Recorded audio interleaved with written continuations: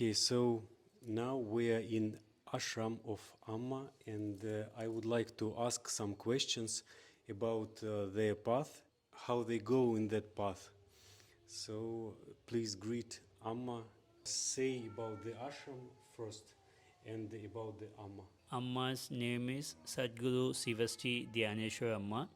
Amma has established the ashram in the name Sivasti Dhyaneshwar Amma Ashram 35 years before.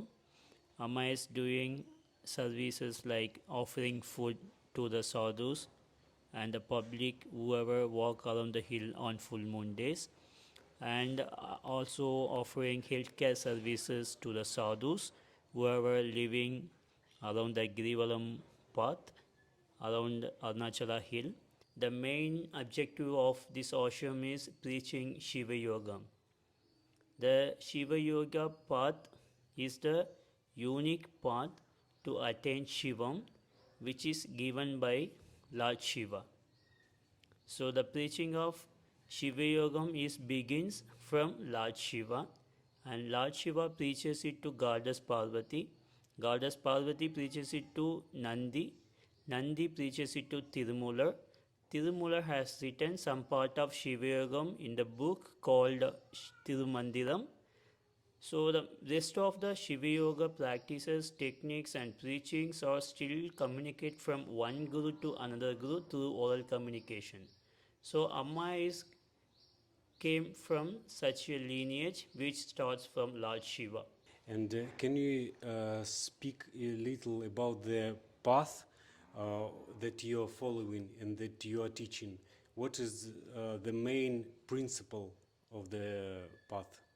நம்ம என்ன சொல்லித்தரோம், அதோட முக்கியமான நோக்கம் என்ன, அதோட முக்கியமான குறிக்கோள் என்ன அப்படின்னு சொல்லி கேட்குறாங்கம்மா.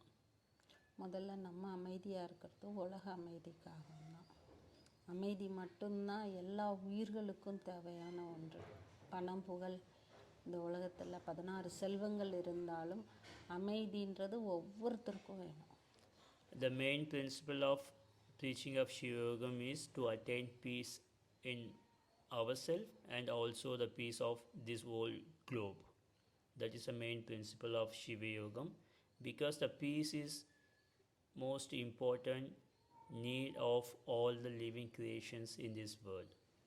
So to attain peace is the main principle of Shiva Yogam, what preaches by Amma. நம்ம சொல்லித்தரோம், அதோட முக்கியமான நோக்கம் என்ன, அதோட முக்கியமான குறிக்கோள் என்ன அப்படின்னு சொல்லி கேட்குறாங்கம்மா. முதல்ல நம்ம அமைதியாக இருக்கிறது உலக அமைதிக்காக தான். அமைதி மட்டும்தான் எல்லா உயிர்களுக்கும் தேவையான ஒன்று. பணம் புகழ் இந்த உலகத்தில் 16 செல்வங்கள் இருந்தாலும் அமைதின்றது ஒவ்வொருத்தருக்கும் வேணும். The main principle of preaching of Shiva Yogam is to attain peace in ourselves and also the peace of this whole globe.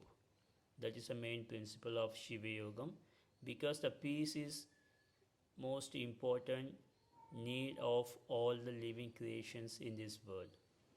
So to attain peace is the main principle of Shiva Yogam, what preaches by Amma. அதுக்கு என்ன வழிமுறை அப்படின்னு சொல்லி கேட்குறாங்க. அந்த அமைதி அடையிறதுக்கு என்ன வழிமுறை? அமைதி இந்த உலகத்தில் யோகம், தியானம், தபம் இந்த மூணையும் ஒவ்வொரு வழிமுறையை சொல்லித்தருது. யோகம்னா அஷ்டாங்க யோகம், தியானம்னா பலதரப்பட்டது, தபம்னா ஏகமானது. இந்த மூணையும் தவிர வேறு எதாலையும் இறைவனை தவிர யாரும் அமைதியை தர முடியாது. நீங்கள் மந்திரா ப்ராக்டிஸை பற்றி சொன்னீங்க, அதை பற்றி இன்னும் கொஞ்சம் சொல்ல முடியுமா அப்படின்னு சொல்லி கேட்குறாங்க.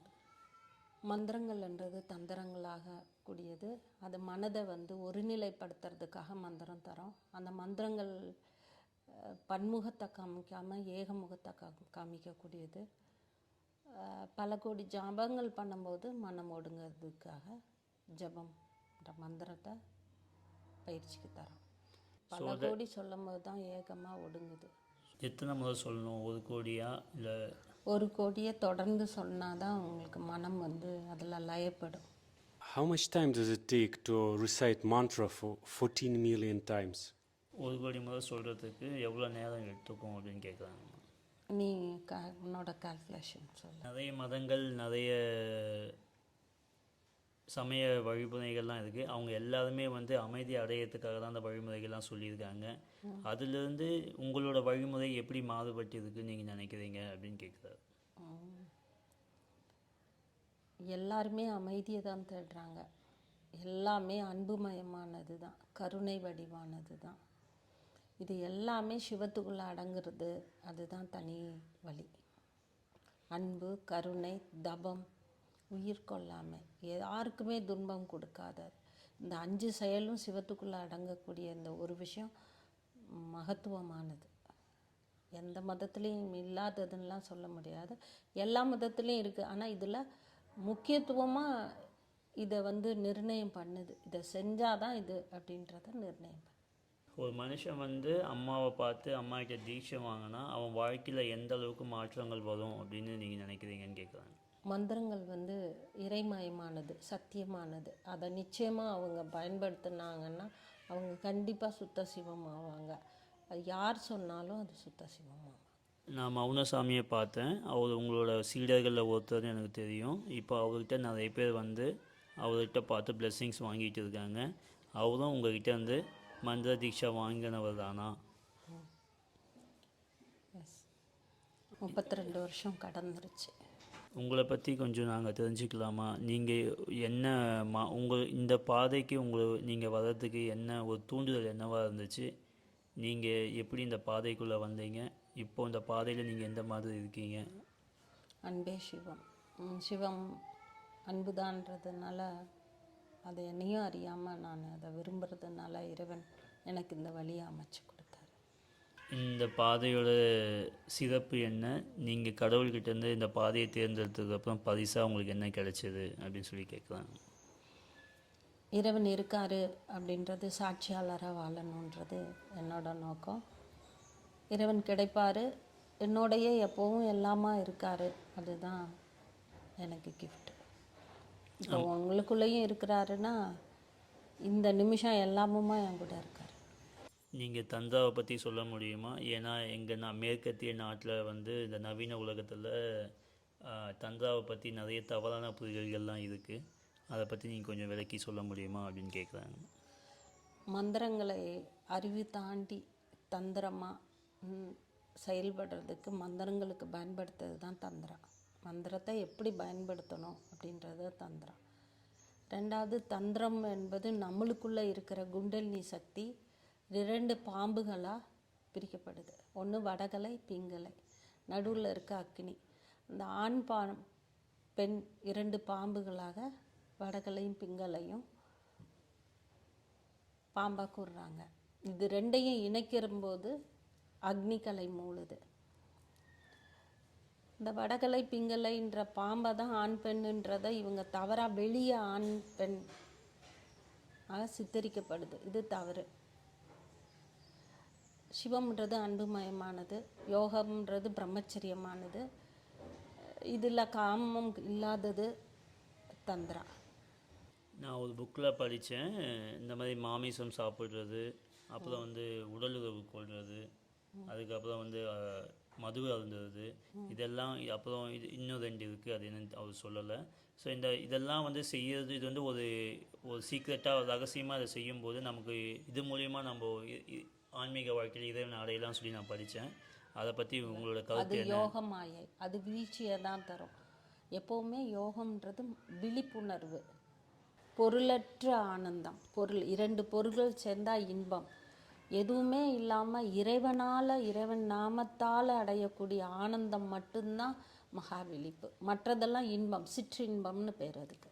பெண்ணால் கிடைக்கிறது வந்து இன்பம், மதுவால் கிடைக்கிறது வந்து ஸ்டில் மனம் நின்று போகும்.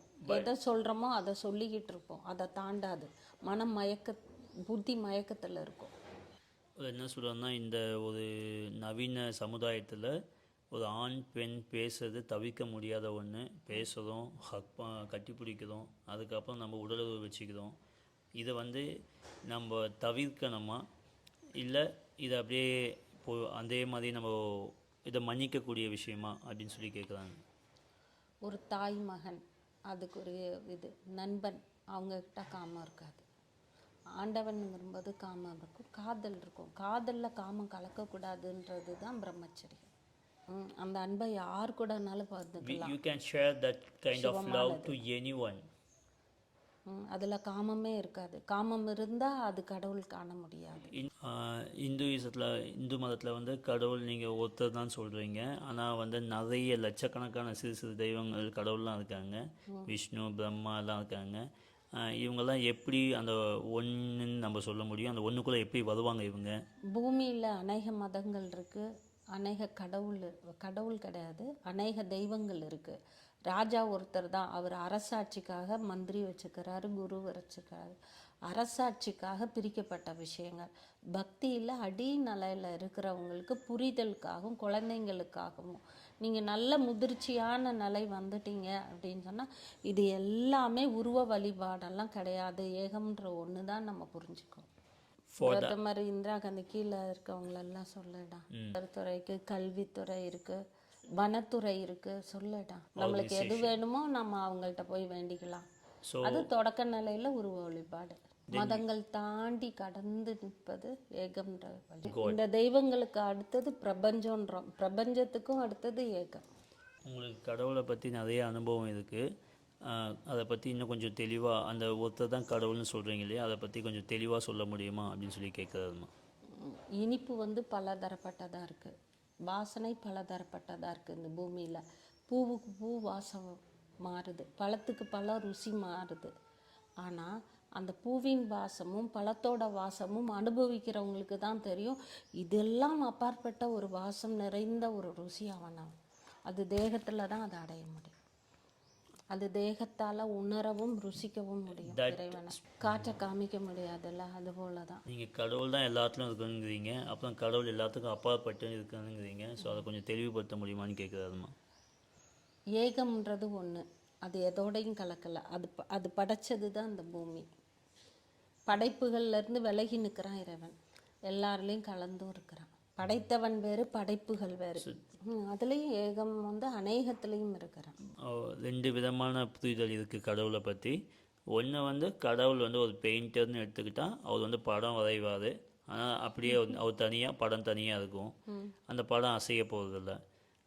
ரெண்டாவது என்ன அப்படின்னா, அவர் வந்து ஒரு நடனம் ஒரு நடனம் ஆசிரியராக இருக்காது அப்படின்னா, அவர் நடனம் ஆடும்போது அவரால் உருவாக்கப்பட்டதும் நடனம் ஆடும். இந்த மாதிரி ரெண்டு விதமான புரிதல் இருக்குது கடவுளை பற்றி. இதை பற்றி கொஞ்சம் தெளிவுபடுத்த முடியுமா? கடவுள் என்பது கற்பனையும் இல்லை, கற்பனை என்பது கடவுளும் அல்ல.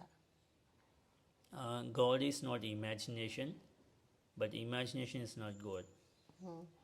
அவனே தனித்து நின்று அனைத்தையும் இயக்குபவனாக இருக்கான். அண்டர்ஸ்டாண்ட்? எண்ணங்களாலே இயக்குறான், அணுக்குள்ள இருந்து. ஒரு அணுக்குள்ள ஒரு ஊசி முனையில் பல கோடி இருக்குது. அந்த அணுக்குள்ள நியூட்ரான், எலக்ட்ரான், புரோட்டான் மூணும் இருக்குது. மூணையும் அவன் எத்தனை தடவை ஒரு அணுக்குள்ளே சுற்றுதுன்றதை அவன் நிர்ணயம் பண்ணுறான்.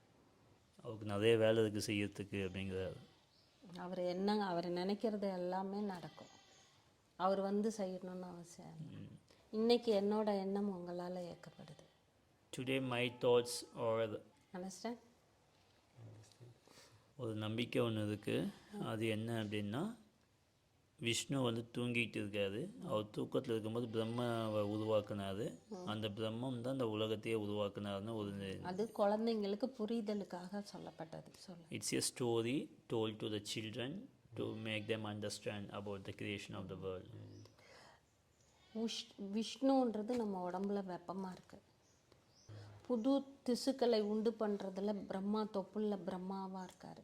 அதுதான் அந்த குழந்தைங்க உணவு இருக்குது இல்லையா, குடல்ல இருந்து இருக்குது, அது பிரம்ம உணவு. அதை வச்சு எதை வேணாலும் படைக்கலான்றாங்க.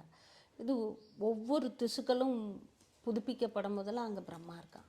நம்மளோட உடம்புக்குள்ள ஒவ்வொரு திசுக்களும் உண்டாக்கப்படும் போதெல்லாம் அது பிரம்மாவோட செயல். காக்கும் தன்மை அந்த வாம் போயிட்டுன்னா நம்ம இறந்துருவோம். ஜீவனை இயக்கிறது சிவம். புரிதல் குழந்தைங்களுக்காக ஹரி, சிவன், இந்த 3 பேருமே நம்மளுக்குள்ளதான் இருக்கு. அதுதான் 3 பேருமே தனித்தனியாக இல்லை எல்லாரும் சேர்ந்து உருவாக்கப்பட்டதான் நம்மளோட மைண்டா அப்படின்னு சொல்லி கேட்குறாரு. மைண்டுங்கிறது ஆன்மா வந்துடும், உயிருங்கிறது சிவன் வந்துடும், வெப்பங்கிறது நம்மளோட நிர்வாகம், நம்மளை புதுப்பிச்சு வைக்கக்கூடாது. அந்த புது புது செல்களை உருவாக்கி ரத்தத்தில் உருவாக்குறதெல்லாம் பிரம்மமா.